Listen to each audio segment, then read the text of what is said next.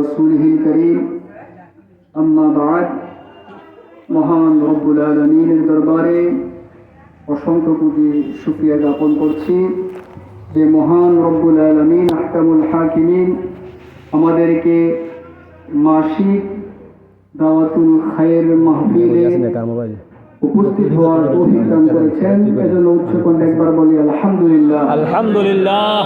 লক্ষ কোটি দুরূদ ও সালাম নবী দু জাহান ফখরে মওজুদাত সরকারে দু আলম নূরে মুজাসসাম হাবিবে কিবরিয়া নবী মুহাম্মদুর রাসূলুল্লাহ সাল্লাল্লাহু তাআলা আলাইহি ওয়াসাল্লামের দরবারে আল্লাহ পাক আমাদের প্রত্যেকের পক্ষ থেকে আজকে দুরূদ ও সালামের হাদিয়া নজরানা কবুল করুন, আমিন।